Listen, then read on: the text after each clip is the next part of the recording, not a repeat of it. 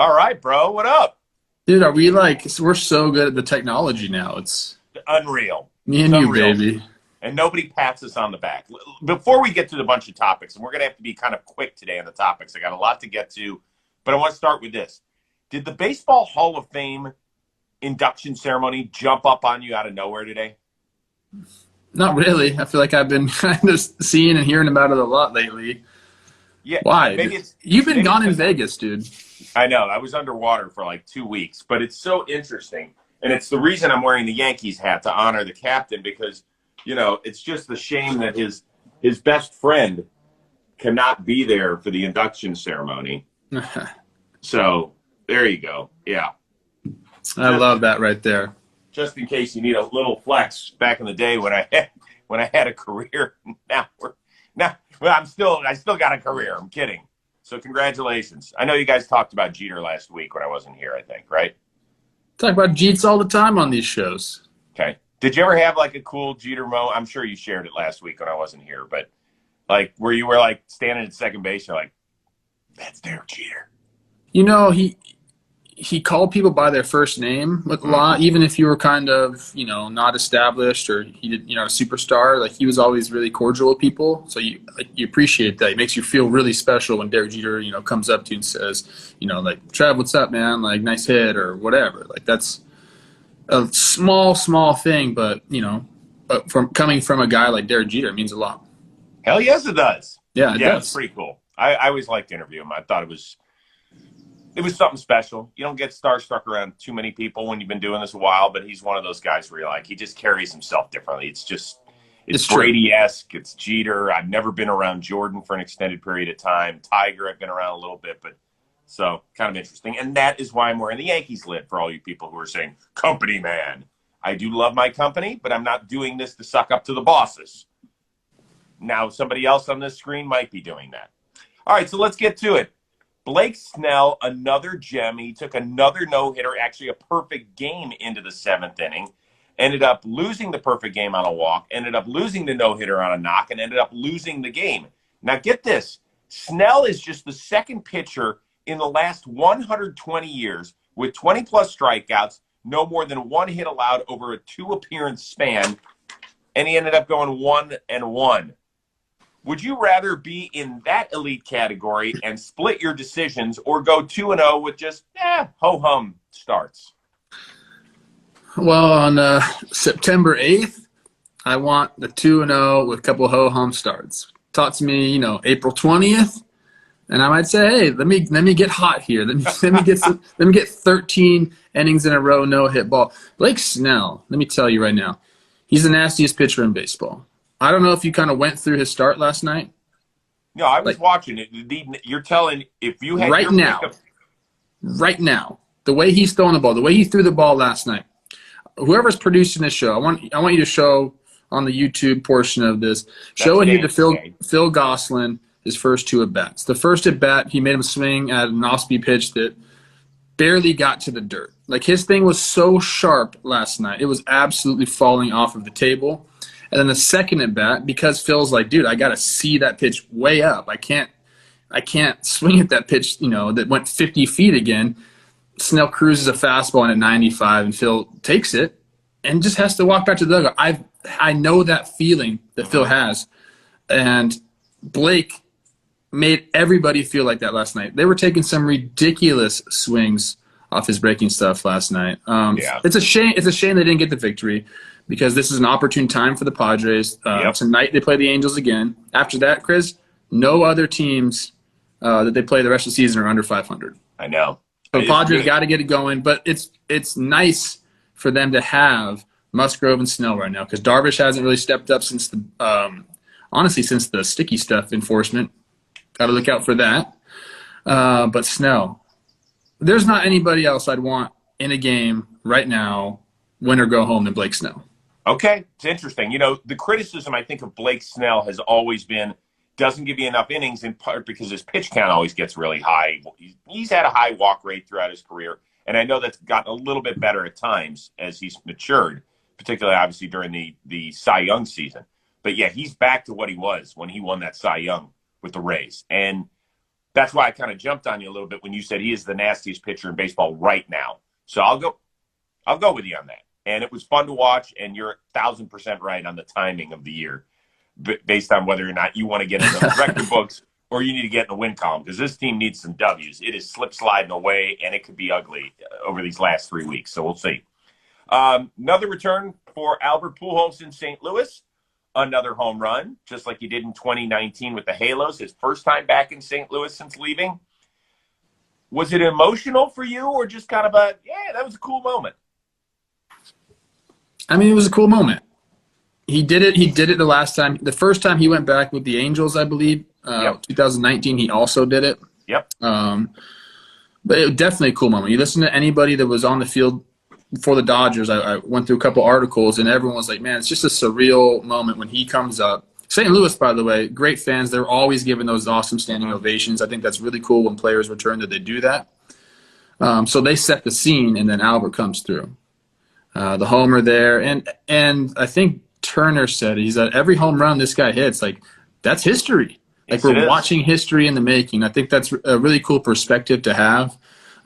We need to appreciate Albert and what he did in St. Louis, because it was – I don't think we've seen another – like, was the most dominant right-handed hitter in the game. Maybe the most dominant hitter in the game for what, like a 9-10 year span there in St. Louis? Like, absolutely scary stuff. Right. Stuff we'd never seen before.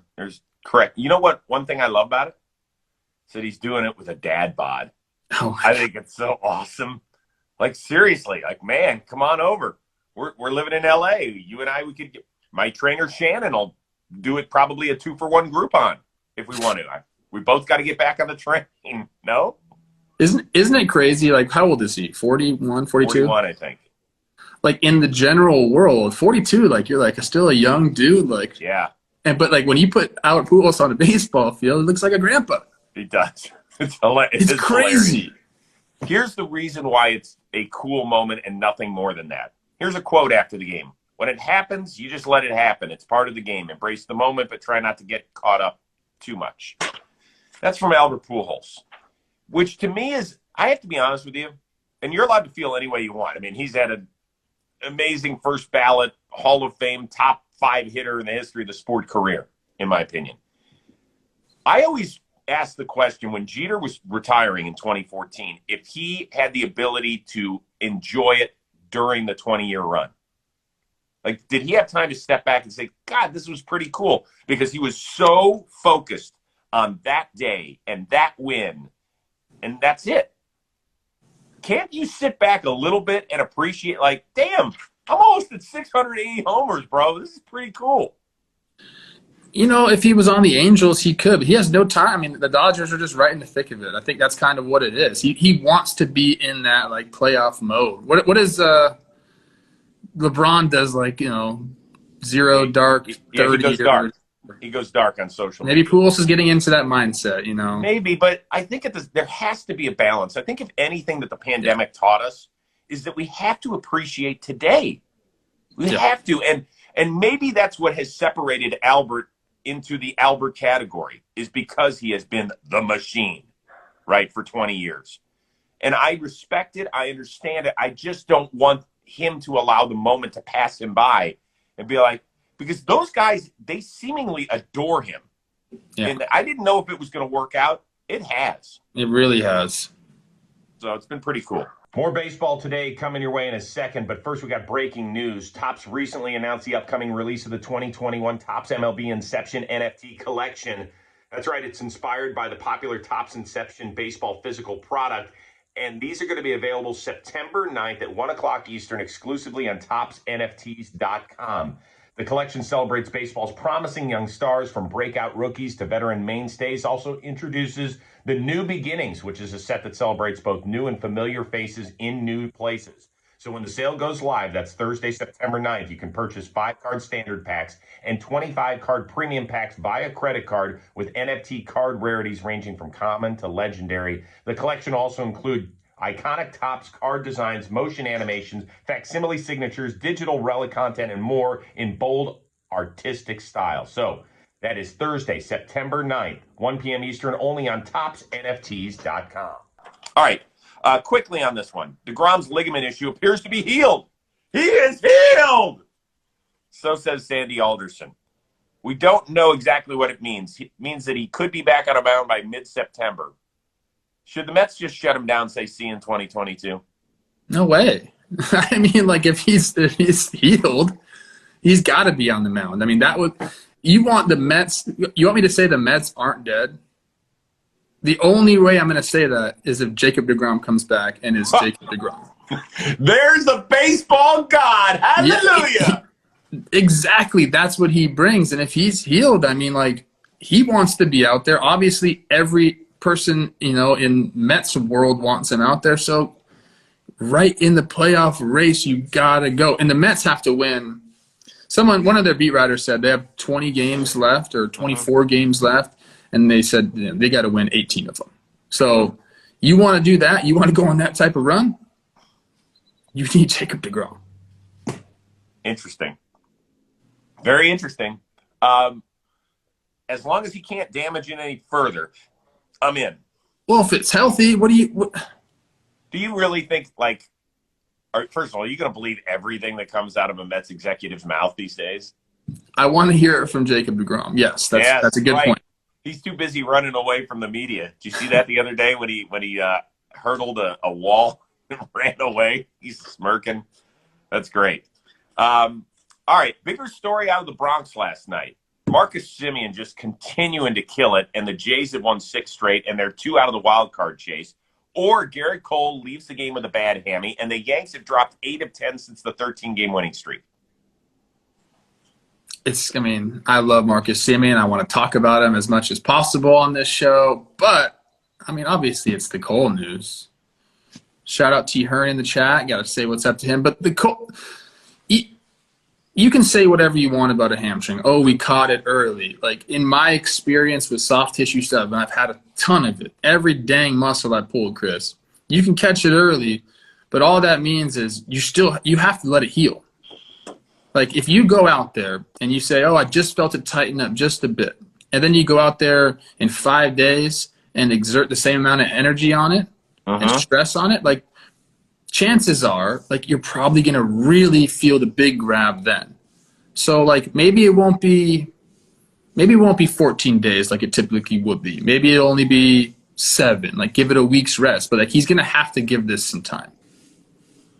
And for the Yankees and where they're at, he's been their stopper, their ace, their guy that gets them back into the win column. That's a huge, huge loss for them right now in the season. Blue Jays. I'm on board with you, baby. Let's go. And by the way, do you know that Marcus Semien leads all of baseball in WAR? Position players, yes. Position players. Pretty damn good, right? He's got 38 homers. He's got 35 doubles. I know his OPS is like 140 points lower than Vlad, and so I was kicking it around. Is he going to finish higher in the MVP voting than Vlad? He's not going to.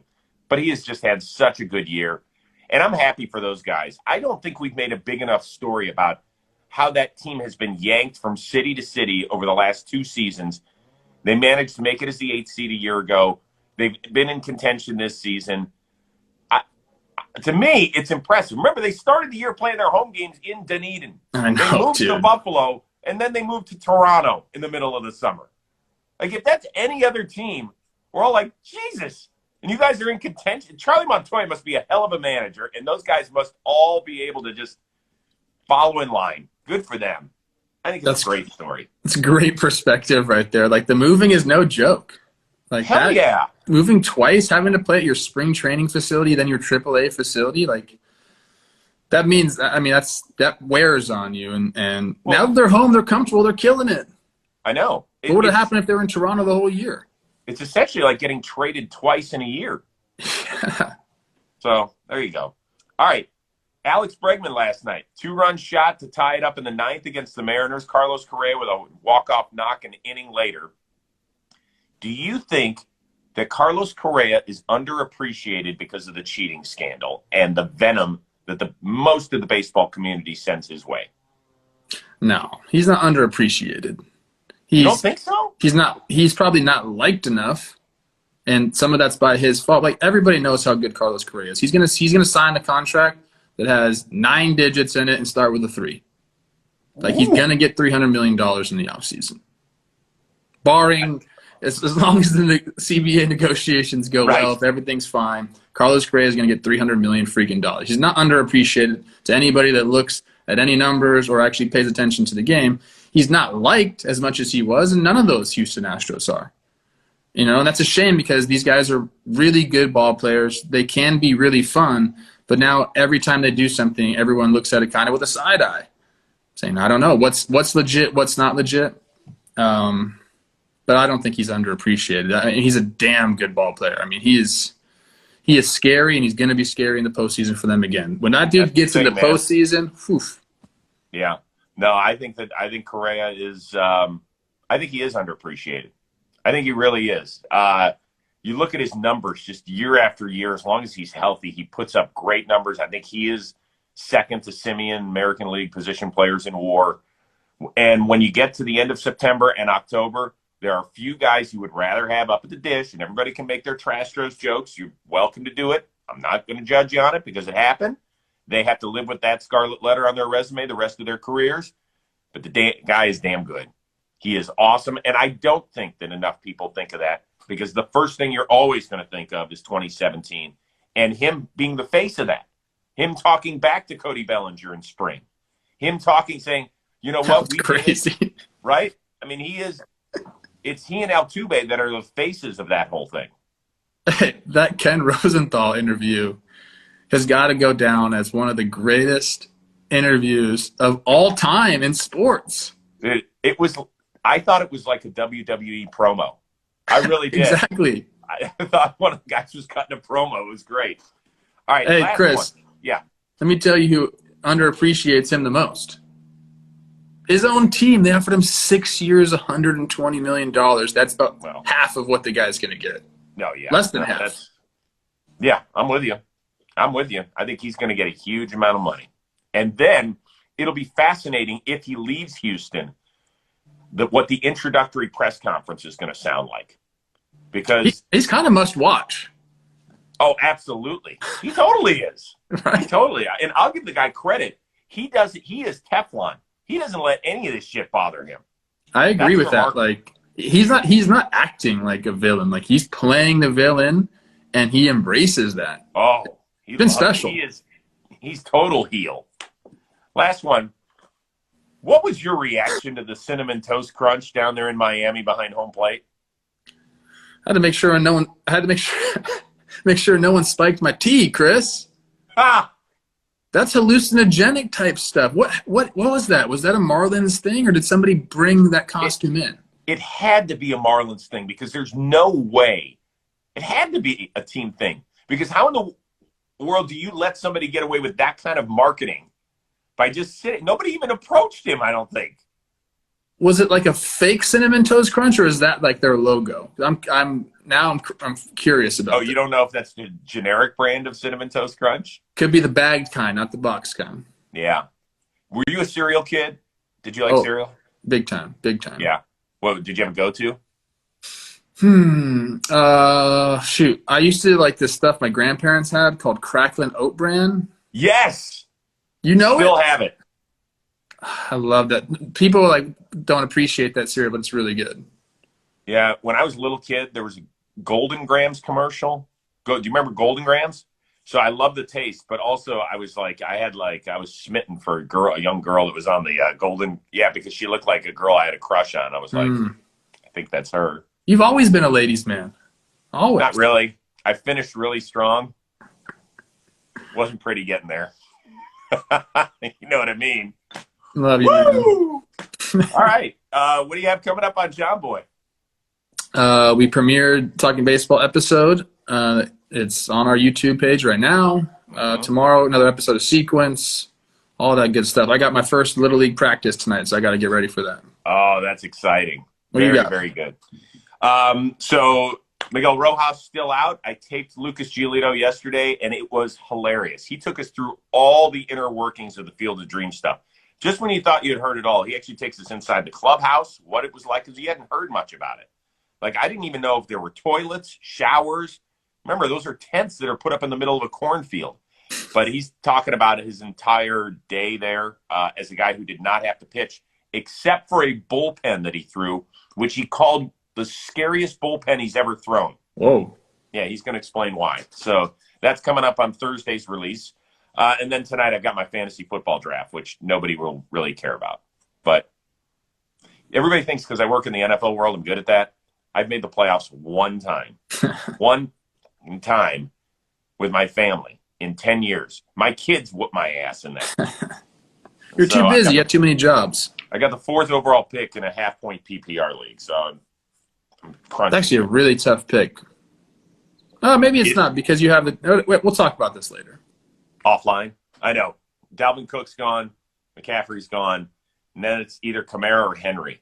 And in a half-point PPR, I don't know. We'll see.